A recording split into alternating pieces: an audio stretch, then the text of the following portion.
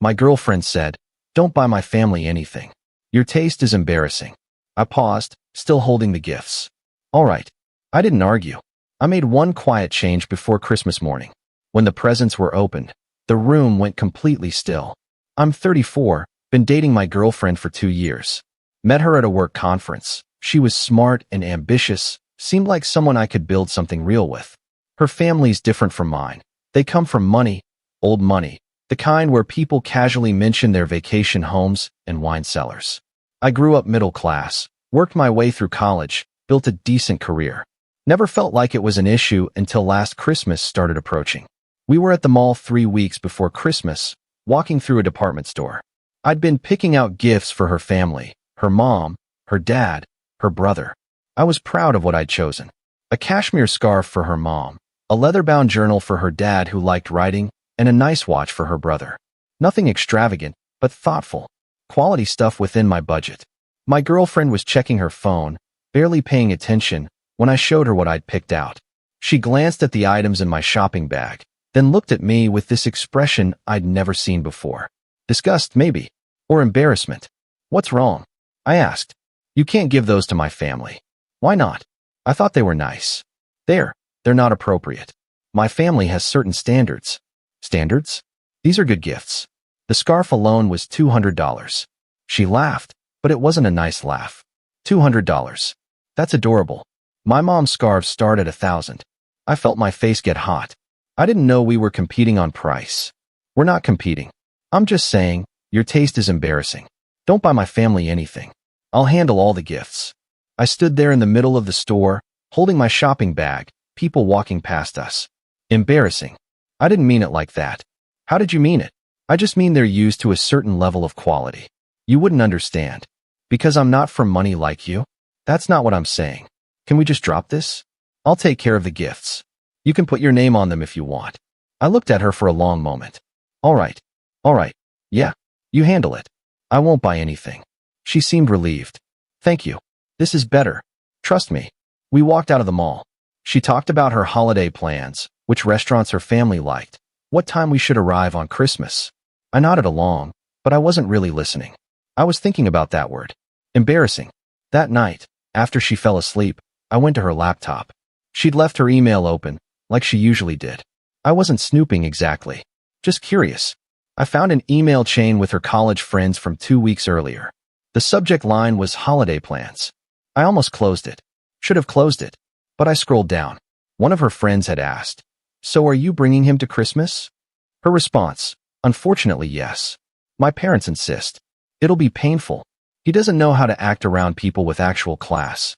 Last time he used the wrong fork at dinner, and my dad noticed." I wanted to die. Another friend, "Why are you still with him?" Her, "He's nice enough. Stable job. Good placeholder until someone better comes along. My ex from the firm is newly single again, so we'll see." I read it 3 times. Placeholder. Wrong fork. Someone better. I closed the laptop carefully, like it might break. Went back to bed. Lay there staring at the ceiling while she slept next to me. Completely peaceful, probably dreaming about her ex from the firm. Update 1. The next morning I acted normal. Made coffee, kissed her goodbye when she left for work. Told her I loved her. She said it back, automatic, barely looking up from her phone. After she left, I sat with my coffee and thought about those gifts I'd bought. Still in the shopping bag in my closet. Embarrassing gifts from a placeholder boyfriend who didn't know which fork to use. I called her mother. We'd met a few times. She'd always been polite if distant. She answered on the 3rd ring. "Hello. Hi, it's me, your daughter's boyfriend. I wanted to ask you something about Christmas." "Oh, yes. I was planning to bring gifts for everyone, but your daughter mentioned you all have very specific tastes. I don't want to embarrass myself by bringing something inappropriate. Could you help me understand what would be suitable?" There was a pause. "She said you'd embarrass yourself?" "She said my taste was embarrassing, that I wouldn't understand your standards." Another pause, longer this time. "She said that to you?" "Yes, ma'am. So I'm just trying to understand what would be acceptable. I don't come from the same background, obviously, but I want to make a good impression." "I see." Her voice had changed, gotten colder. Not at me, I realized. At her daughter. "What were you planning to bring?" I described the gifts. The scarf, the journal, the watch. She listened without interrupting. When I finished, she said, "Those sound lovely. Very thoughtful. But are they nice enough? Your daughter said you're used to much more expensive things." My daughter said a lot of things, apparently. "Please bring whatever you'd like. I'll look forward to seeing you on Christmas." We hung up. I sat there feeling strange. Not better, exactly. But something had shifted. That evening, my girlfriend came home late. Said she'd been shopping for the family gifts. I asked to see what she'd bought. "They're being wrapped at the store. I'll pick them up next week." "What did you get?" She listed off items. Designer handbag for her mom. Expensive wine collection for her dad. Tech gadgets for her brother. All from her, of course. My name wouldn't be on anything. "Sounds nice," I said. "See? This is better. They'll actually like these." "Yeah, I'm sure they will." She kissed my cheek. "Thanks for understanding. I know it's weird, but family dynamics are complicated." They sure are. Update 2. The week before Christmas, I went back to the mall. Returned all the gifts I'd bought. Got my money back. Then I did something I'd been thinking about for days. I drove to a charity that provides presents for families who can't afford Christmas. Spent 3 hours there, helping wrap gifts, talking to the coordinator about their needs.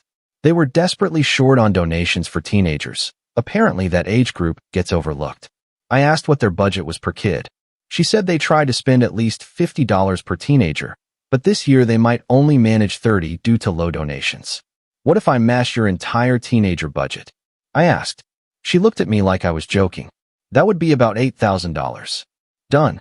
Where do I wire the money?" We set it up. I transferred the money that afternoon. My Christmas bonus from work, plus some savings. Worth it. Then I asked for something specific. "Do you send thank you notes to donors?" "We can. Usually we just send an email." "Could you send me a physical letter? Something nice, detailed about the impact? And could you send it to arrive on Christmas Day?" She looked confused but agreed. I gave her my girlfriend's parents' address. Update 3. Christmas morning came. We drove to her parents' house, a massive place with a circular driveway and actual columns. I'd been there 3 times before. Each time I'd felt smaller. Not today, though. Today I felt clear. Calm. Her family was already there when we arrived. Her mom, her dad, her brother, and his wife. Everyone dressed in expensive casual clothes, the kind that looks simple but costs more than my monthly rent. "Merry Christmas," I said, shaking hands, accepting polite cheek kisses. We gathered in their living room. A Christmas tree that touched the ceiling, professionally decorated. Presents stacked underneath, all wrapped in matching paper with perfect bows. My girlfriend's gifts were there. I could see the tags. "To Mom, love us." "To Dad, love us." Us. Like I'd participated. Her mom was watching me. She'd been watching me since we arrived, actually. Not hostile, just observant. "Should we open presents?" my girlfriend asked. Everyone agreed. Her brother started distributing boxes. I sat on the couch, coffee in hand, watching. My girlfriend handed her mom the handbag. Her mom opened it, smiled, thanked us both. "It's beautiful," she said, looking at me. "Did you help pick this out?" "No," I said before my girlfriend could answer. "That's all her. I wasn't involved in any of the gifts." My girlfriend's smile tightened. "He's being modest. I'm being honest. You told me not to buy anything because my taste was embarrassing. Remember?" The room got quiet. Her dad looked up from his wine collection. Her brother stopped mid-unwrap. "I didn't say that," my girlfriend said quickly. "I said we should coordinate so we didn't double up on gifts." "No, you said my taste was embarrassing. You said I wouldn't understand your family's standards. You said it was better if you handled everything." Her mom set down the handbag. "Is this true?" He's twisting my words. I'm quoting them directly. Word for word. "You said those things to me in the mall 3 weeks ago." My girlfriend's face was red. "You're making a scene." I'm answering a question. "Your mom asked if it was true." "It is." Her dad spoke up. "Son, maybe we should." "I'm not done," I said, voice still calm.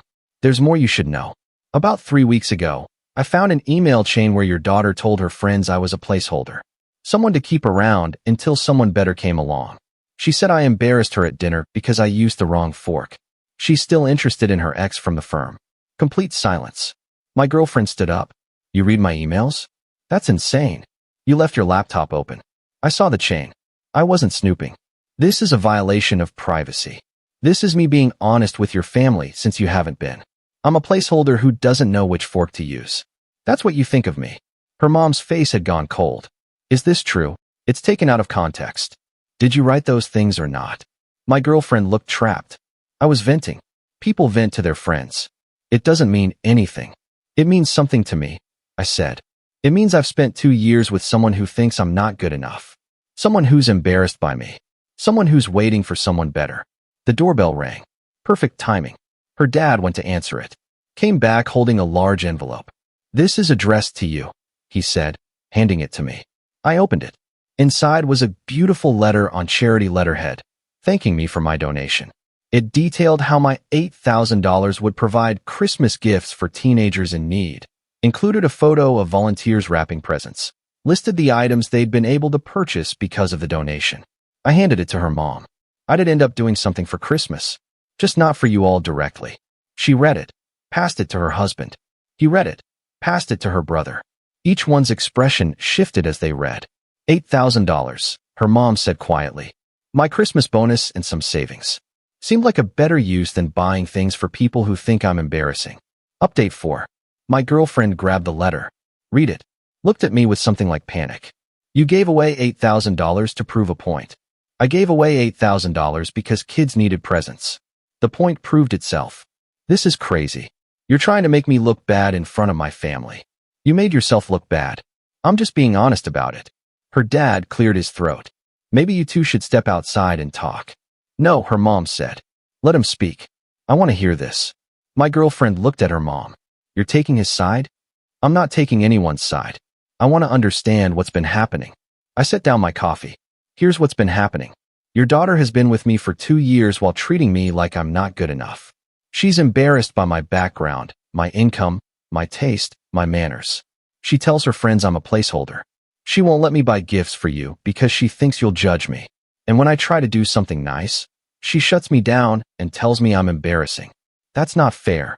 What's not fair is stringing someone along while you wait for someone better. What's not fair is making someone feel small because they didn't grow up with money. What's not fair is pretending to love someone while telling your friends they're just a placeholder. Her brother spoke up. Dude, I had no idea she was doing this. Neither did I until 3 weeks ago. I thought we had something real. Turns out I was just convenient. My girlfriend was crying now. I do love you. I was just venting. People say things they don't mean. Do you think I'm a placeholder? No. Do you think my taste is embarrassing? She hesitated. Just for a second. But it was enough. That's what I thought, I said. I stood up. I'm going to leave now. Thank you for having me. I'm sorry Christmas turned out like this. Her mom stood too. Wait. Please. I'm done. I've been done since I read those emails. I just wanted you all to know who your daughter really is before I left. She's still my daughter. I know. And you'll support her. That's what families do. But I'm not family. I'm a placeholder who doesn't know which fork to use. I'm going to go now. I walked to the door. My girlfriend followed, still crying, asking me to stay, to talk, to give her a chance to explain. I kept walking, got in my car, drove away, didn't look back. Final update. It's been 3 months. She texted constantly the first week. Long paragraphs apologizing, explaining, begging for another chance. I blocked her after day 5. Her mom called me once. Said she was sorry for how her daughter had treated me. Said she'd raised her better than that. Said the donation was one of the most thoughtful things anyone had done. I told her I appreciated that, but I wasn't coming back. She understood. Through mutual friends, I heard my girlfriend's ex from the firm wasn't interested in getting back together. Apparently, he'd moved on completely. I also heard her family had a long conversation with her about values and respect. Don't know what came of it. I'm dating someone new now. She's a teacher, grew up in a background similar to mine.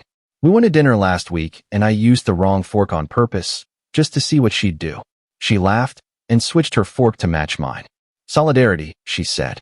That's when I knew this one was different. The charity sent me updates about the teenagers who received gifts. Apparently, several of them wrote thank you notes. One kid said it was the first real Christmas present he'd gotten in 3 years. Worth every penny. My ex's family donated to the same charity this year. $10,000 in my name. Her mom sent me a note saying they'd been inspired. I wrote back thanking them. Sometimes I wonder if my ex understands what she lost. Not me, specifically, but the chance to be with someone who actually valued what mattered. Who saw giving to kids in need as more important than impressing people with expensive handbags. That Christmas morning, when the room went completely still, it wasn't because I'd done something shocking. It was because everyone realized what had been happening. The facade cracked, and the truth came out. She'd wanted me to be embarrassed, wanted me to feel small, wanted to keep me in my place as the placeholder who wasn't quite good enough. Instead, she embarrassed herself, in front of the people whose opinions she valued most. The gifts I gave that Christmas weren't wrapped in pretty paper. They were wrapped in honesty. And apparently, that was the most uncomfortable present her family had ever received.